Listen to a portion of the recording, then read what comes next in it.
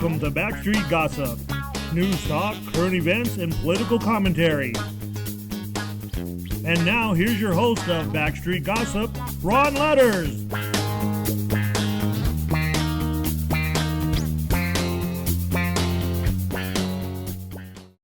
Hey, look at us. You know, Arthur left his hat here, and one of these lovely women. That's not his hat. No, it's my own You hat. mean you wear a hat like that? And She's a patriot as well, Ron. At any rate, we have. I hear a lot of echo here. I do too. Echo, echo, echo. Any rate, we have these two young ladies here. We have Laura Paxton. Hello. And we have Doris Paxton. Greetings. And they are two members of a three-member combo called the Paxtons. That's amazing. Isn't that amazing? Where'd they come up with that name? Oh, Yeah. it's crazy. And they've done, they used to play all the time in Las Vegas. Yeah, we When played all Elvis over. wasn't there, they were the warm-up band for Elvis. That's right. Or no, he was the warm-up band for the Paxtons. That's more like it. Any rate, these young ladies, we're just so happy to have them here. And I just want to make an announcement in front of you ladies because I want you to know that the Jay Lawrence Show will be seen right here on Hub that's Radio. great. Hub Radio That's Phoenix. great. You guys know Jay We pretty know well. Jay. Yeah, we're pretty familiar with Jay. We know So, him pretty good. so how do you know him so well? Well, we live in the same house basically. You live in the same house. It's a commune. He's our dad. He's dad. Oh, I didn't. Now, want, Ron, tell I didn't everybody want to break that if they're- news. they know the name Jay Lawrence, but tell us who and how long you've known him. Okay, well, Jay Lawrence started out as a wee child in Chicago, Illinois. And he has, I call him the man with the golden voice, as you know. We've had him here before on the show. He's got one of the most phenomenal voices. And I've always just admired him. And I used to listen to him, not in Chicago, because I've been out here probably longer than he's been in radio. I've been out here almost 50 years. I think he's been in radio how long? 40 years? Probably longer than that, I think. Yeah. Well, You mean he and Marconi started this? Yeah. He was the first talk show with Marconi. Yeah. Well, welcome, Jay. We didn't realize that. At any rate, so he moved here, and he was with a couple of stations, I believe. I used to listen to him on KTAR. Yeah. He had a show on every Saturday night, and I used to listen to him. 26 years, And I always called him the man with the golden voice. And one time, many years ago, probably 6 or 8 years ago, I actually had the opportunity to be in the studio with him. I wasn't his guest, but I was with his guest, and it was such an honor to meet Jay. Later, Jay had said, listen, there's so much going on in the United States, and especially in my beloved adopted state of Arizona, that he said, listen, I think I might like to work a stint with the state legislature, which he did. He served a couple of terms as a state representative, and now he's just saying, I got to get back into radio. Yeah, well, he knew where he was making his difference, and he did it in both places. That's where we kind of got involved in this whole political climate, and because of him, really. It was because of him quitting radio and deciding to run for office. We got behind him on his campaign. We helped him in every way. You can get involved in a campaign, and there's a lot to do in a campaign. And we were Door really hangers excited and when he signs won. and- The day yeah. he won, the election day, I felt so frustrated. I couldn't just sit around and do nothing. I felt like we had one more day to get a few more voters, get as many voters as we could, and I felt like we got this whole day. We're not just going to sit around and waste the early afternoon. So I rented a elephant costume, and honestly, I went to the corner don't of look like an elephant. I went to the corner of Scottsdale Road, and some of the Shay, biggest, I think it was, some of the Shay. biggest intersections. It was super hot, and I put the elephant costume on. And we went to a bunch of different intersections that day, but I went up there with some Lawrence signs, and with my big elephant costume, and I just held the sign over my head and did this, and just kicking my feet, and I know we made a difference. I know I grabbed a few more voters that day. For you. It was super Amazing. fun. I hope there was a lot of stuffing in the costume Yeah, because the costume was super hot. I could was only wear it hot, for about yeah. 15 minutes at Well, a time, and then I had to take it off the And head off. I want to talk to Cool off. the lovely Laura. Yeah. Yes. Because I know your mom. Yes. And Huge. she was the spark that started the musical group, and she Yeah. had two daughters. And I have heard them sing a cappella they just go, and that's their pitch. And you were doing a World War II boogie woogie bugle boy right here. Right. And we had the mic open, and Neil, our producer, recorded it, and it was just about, I couldn't believe it. I mean, you didn't have all of the fancy microphones, and it was just so good. We'll play a few more of these things later, but not tonight, because we want to talk about some of the things that you guys have done. They are very interested in radio, too, to take after Jay. And the gals, I've listened to Judy's story, and she used to go, believe it or not, and thank you for your service, she used to go to Vietnam and entertain our troops with the USO. 3 tours. Wow. Isn't She that did phenomenal? a couple Yes. of tours to Vietnam. I mean, what With the what a USO. phenomenal. Who did she woman. entertain with on the USO? I don't know who they sent her band to these places, remote places. They were the first band to go to perform After the Tet Offensive. After the Tet Offensive, Oh, and wow. first band.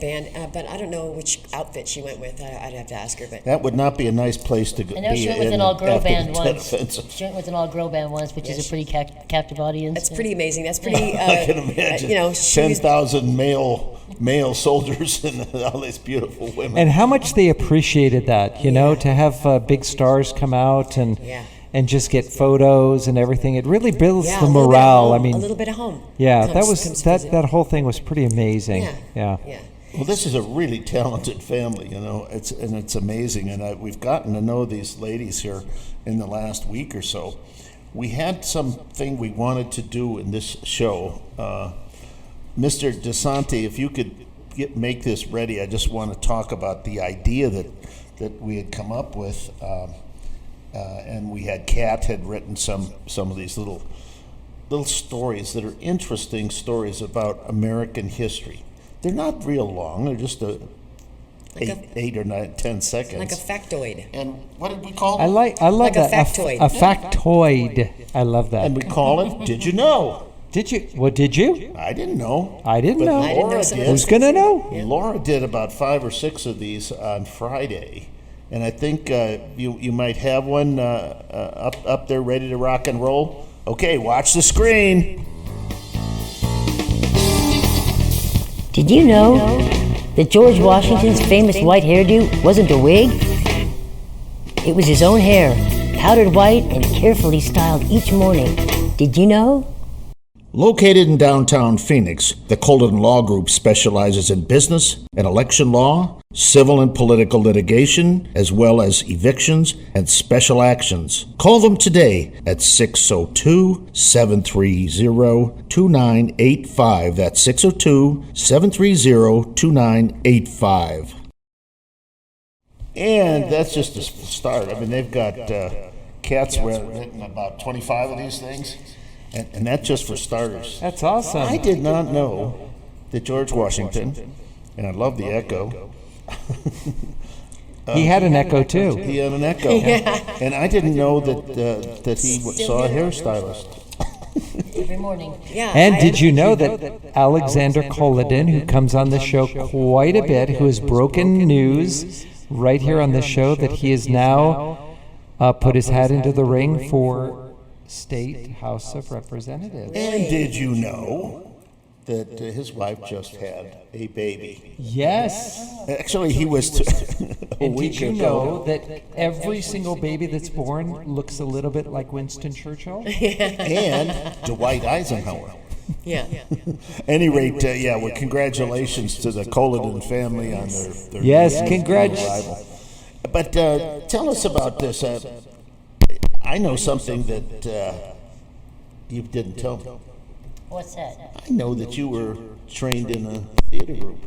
Yeah, I studied at Strasbourg for. You did a good job on that. I didn't know. I Thank thought, boy, she's when she's here in front of the mic here and the camera, I'm thinking, well, she doesn't need a lot of training. She just goes right to it.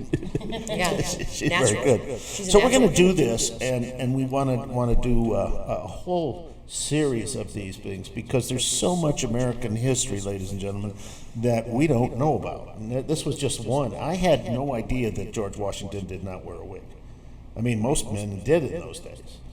And I worked for a governor, and it was interesting. I won't say who. He wore a wig? He wore a wig. And I remember one Was night, it Rose Mofford? Yeah, it was Rose. No. But it was really interesting. They had in the kitchen, they had this high back chair, and I knew that this governor had a wig, but when I called him to the office, he said, "Why don't you just come by the house on the way home, and we'll have some ice cream together." And he loved ice cream. I mean, he just ate a whole pint. So, at any rate, I'm sitting there. And this is Governor Ducey? Didn't he own ice cream? No, it wasn't Governor Ducey. Yeah. Don't He likes ice cream, don't too. force me into talking about which governor this is. They have such a good variety. Because what I'm going to say is not becoming a governor. It's something that was so funny. I'm sitting there, and I'm eating ice cream. He comes home, and he's in the chair, and he says, "Well, I wanted to talk to you, Ron." And he takes his toupee off and hangs it on the back of the chair, on the post behind it. And I'm looking at him. Here's this bald governor, and his hair is hanging right next to him.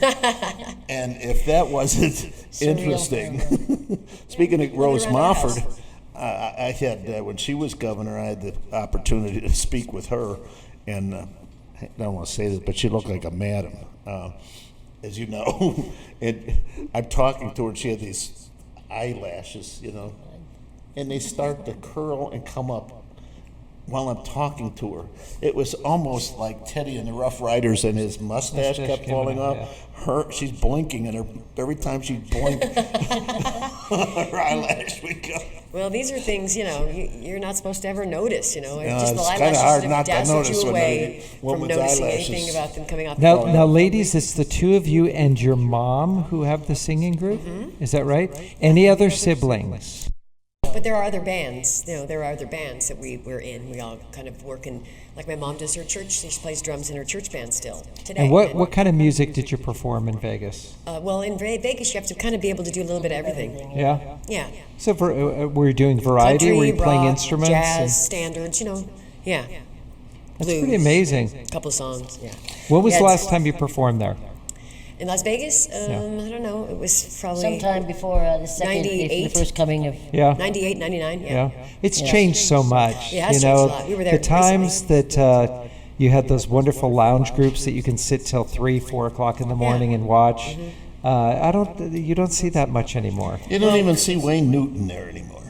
Well, with No. COVID, I don't know. Everything changed at COVID with Yes. the times and everything. Now there's still businesses that are closing up early when they used to stay open late just since COVID. Now COVID seems to be passing us by, hopefully, but the businesses are still kind of going on a short schedule now. I wish they would stop doing that. And I want to make one other comment here about these ladies. They're just not going to do. Did you know? They actually have been in front of a microphone before, and they're going up to Prescott this weekend. That's right. And we'd like a report. Well, and they're we'll going to be be happy our to do one reporters. for you. That's fantastic. Yeah, it's the So what's Azra happening up in convention? Prescott this weekend? It's the ASRA convention, kind of their convention, getting together. And what is ASRA? American Arizona Republican Assembly. And Very they're good. actually going to have a microphone. The microphone's going to say Hub Radio. Yeah, we'll do some street talk. Do some street talk. That's awesome. Yeah, we'll do some street And talk. you've been replaced by these lovely You know ladies. what? And they are a welcome addition to the show. Thank you. I Fantastic. didn't think you'd be up there. Where? Prescott this weekend. I don't even know where that is. Yeah. No, of course. Of course. Well, I'm of course. kidding. It's So they're gonna just talk to some of the people that are at this We'll be manning the convention, booth. see what's going I'll on. tell you what. People are going to want to talk to you. Well, you know what I want to say about the Did You Knows and about other things relating to informing people about things they may not know. In the past, all we had to do was talk about our founding fathers to get some weight or some clout behind what we were going to tell about the historical facts, and talk about the Constitution. But now those things are becoming forgotten, and we're not going to be able to make those arguments using those phrases anymore. But it seems already it doesn't mean that much to throw those To your generation, to our generation. So I think it's really important that we have all kinds of Understand facts, the basics. interesting facts, anything that's going to get people looking. Maybe they'll on their own time they'll go look some loosen things up and see if maybe even what we said was true. Anything that gets people looking up historical facts about this country is going to be a good thing. And you know what's amazing? A lot of people forget this, but some of the founding fathers, many of them were ministers. Many of them were graduates from college in their teens. I mean, they were highly educated. You think of Abraham Lincoln, did not go to law school per se. He learned it by reading books. And so all of these, in academia right now, they said, look, I have all these initials at the end of my name. I've spent time. I've been in the classroom. It doesn't give you wisdom. These men had wisdom. And wisdom is very different than knowledge. And if you don't know the difference, you got to look it up. But we don't realize how far behind we are. You know, here we are 250 years later. They were so well educated, so well versed. They spoke several languages. They knew their stuff. Now you get somebody who graduated from college. They may not even be a good speller. These guys were way advanced. Much more wisdom, much smarter than we are now, yet we spend so much money on education, and they get out of school with this amazing debt, and they said, okay, now what do I want to do? And they spend the next 20 years paying back the debt. It doesn't have to be this way. They're not leading their thoughts and their feelings in a responsible, knowledgeable way. They're just looking for a job. They're just looking to just start paying, you know. And they're paying too close attention to how they feel and not what is right. We need to teach kids from kindergarten, from day school. We need to teach them how to be a good person and how to be a good citizen, because it takes training to become a good citizen. And a good citizen isn't just obeying the laws. A good citizen involves voting. A good citizen involves learning about what's going on in politics, because that's what a self-governing republic does. It has to know a little bit about what it's doing, and most of us aren't even doing that voting thing. You know, I remember not voting when I was uninformed. I remember going to vote, and I would look at the picture and say, that guy looks like he'd be the best one for the job. That's how I used to vote. Just before. On the picture. Yeah, just on the picture, and we need to do way better than that, right? Especially now, because we've got a bad crew in right now, and I don't know if we're gonna have to go in and actually do an insurrection, take them out, because it's out of control. But we heard. Well, it might involve a gun. It is consent of the governed, and if you're not consenting to do this, now you know. Did you have a chance to watch the segment with Ben Wick? Yeah, the guy's incredible. He just handed me this from the publisher's desk. This is Brian T. Kennedy, Making Americans. You know, it doesn't just happen to be a good American. And, you know, we can even go back to that great Democratic president, John F. Kennedy, where he said, ask not what your country can do for you, but what you can do for your country. We agreed. Being a citizen here takes responsibility, and freedom is not free. People just want to sit around and say, oh, the government's not doing this, it's not doing that, it's not, just everybody's been leaning for so long on those precious words that lifted us up to this place, but now it seems like most of the population is just leaning on it, asking asking from it, instead of now it's time to get busy and start adding to it and putting our own intelligence and our own lifetimes on the line now. Let me ask you about this weekend. How many people are you anticipating in Prescott? I think there's a couple of thousand people coming that are involved. Wow. Yeah. From all over the state, huh? Yeah. Fantastic. Now, are these members of this organization, or where do they fit in? Their affiliates are all going to be there. Yeah, our mom is the president of ASRA. She was just. She's the president. Do you have to refer to her as Madam President? Yes, we probably will. Yeah. At breakfast, lunch, dinner. Yes. Yeah. So. But you know, we have a very responsible family. They take on these things. You know, they could just be living their lives like the rest of Americans. But this is what it takes to get involved. We have to get involved. And if people want to know how they can get involved, just go to your city council meetings. Just go ahead and attend one city council meeting. Try that one, and you'll get to hear what's coming across. You'll get to hear what's going to be happening to your town pretty soon. And if you don't Doris, like, go ahead. If you don't like what's happening in your town, that's where you'll be able to do something about it. You go to these city council meetings, and you. And Mom, let me just say this. Mom was saying about voting when you're voting at home. the people, what was the word, how did she say it? The people at the end of the ballot, those are the people that matter the most to At the the people that are, bottoms, those yeah. are the laws that are Right. going to affect you the most. Right. The local We've often candidates, the said local- start at the bottom of the ballot voting and work Yeah. your way up to the top. Right. Yeah. Because these Those laws are undervotes, most these are important. the people with the undervotes, and they're probably the most dedicated because there's not a lot of money in the bottom of that. Many of them are totally voluntary. Those are the people that work the hardest, right? Yeah. And we're doing our very best to provide you with the information so that you can be a knowledgeable voter, that you know the issues that are going on. Again, we give our opinions because we do the research. We hand it to you for you to do your research and for you to make up your mind. Do you want to live in a country like we've lived in? We all grew up, in the Yeah. 60s, 70s? Beautiful time. Do you want to live in that, or do you want to live now where people are scared to go outside of their house, that feel that they can't say anything, otherwise they'll be canceled?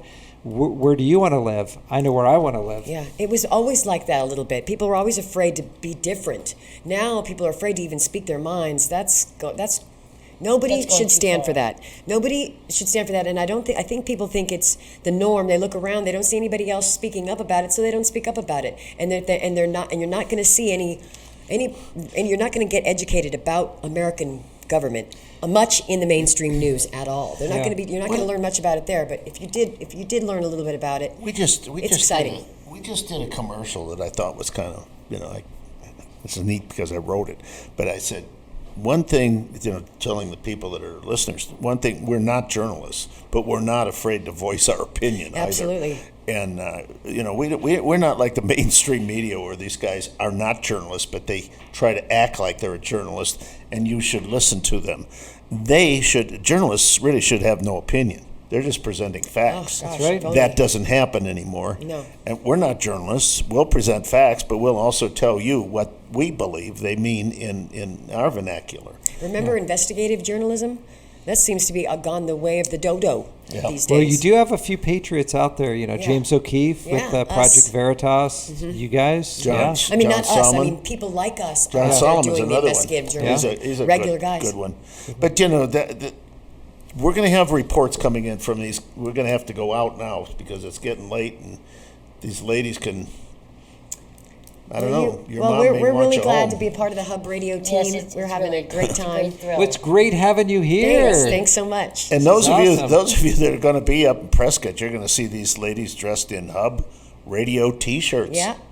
Yeah. All right. And if any our of your first listeners, debut. if any of your listeners have any questions for Azra or anything like that, if they want to, I don't know if they can get in touch with they can post it on the website or something. We'll read it. And we'll take those questions with us, and we'll get some answers for you if we can. And that's what we want to do. We want to try to work our community. Arizona, ladies and gentlemen, if you're still with us on the East Coast and it's late, we are a powerhouse here because we really believe in grassroots support. And that's what we are. Is And do you know how grassroots. hard it is to grow grass in this weather? It is 118-degree grass. Yeah. Yes. Yeah. Okay, well, the music is playing. Mr. DeSante is he's still not eating, but I can see him jumping around there. He likes this music. I do too. He's selected some great music. We'd like to thank you, Kat. We'd like to thank you for what you've done tonight, trying to get all this stuff And our together studio for us. audience. And our studio audience, and these two lovelies and their mom and dad. And remember, we're going to show on Thursdays, we're going to have that Jay Lawrence show, and it will be starting very soon. We've got the opening, and we've got the music, and we've got the talent, so stay tuned. We'll see you Wednesday when, guess what, we're going to have somebody special. We're going to have Carrie Lake on the show, and she's running for governor. So stay tuned there. Good work. Okay, take Bye. care. Good night. Bye-bye.